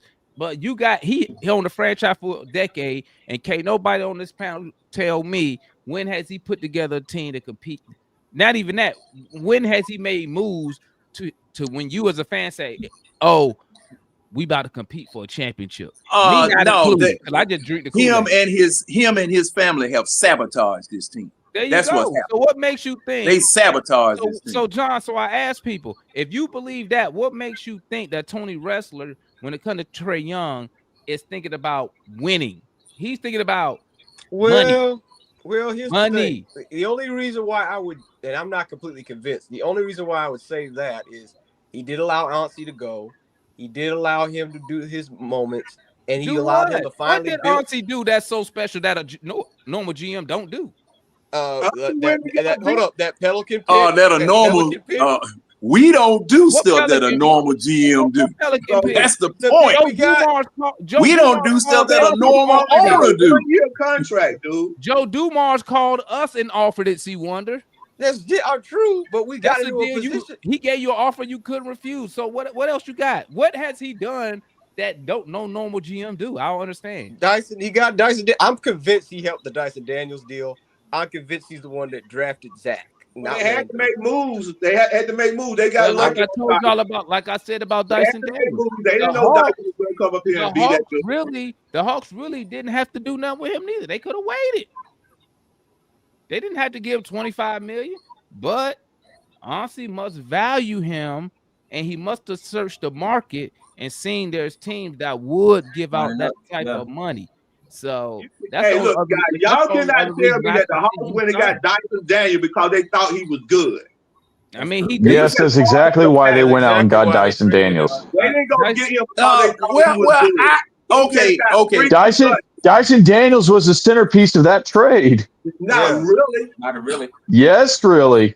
No, okay, well, who? Okay, if it wasn't Dyson Daniels, who was? It was all about making. It certainly wasn't Larry Nance Jr. It was all about Larry making Nance the Jr. move. It don't matter, bro. He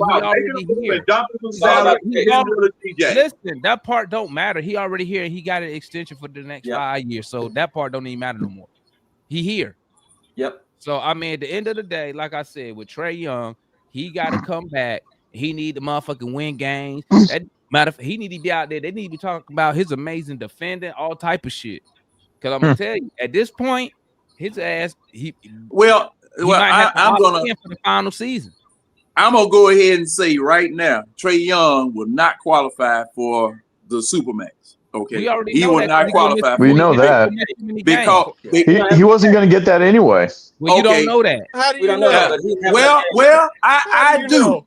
You know, I do. And the reason why I'm saying that he will not qualify for it is that he would have to carry this entire team that we just got made up for him, even though it's the best team that was made up for him. He'd have to carry this team on his back this year. And see, that's not going to happen. That's something he's already done. But here's the thing. We already know he's not going to get the Supermax because he missed too many games. All that other shit, it don't even matter.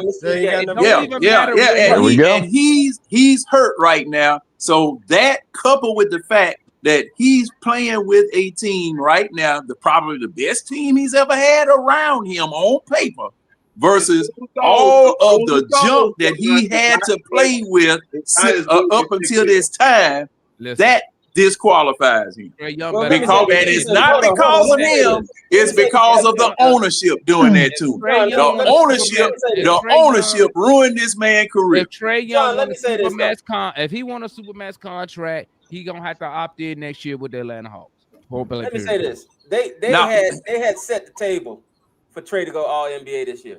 If you looked at the media and how they treated Trae in comparison to how they treated him before, they wanted him to be All NBA. They were setting the table so that this could be the time that he could go All NBA.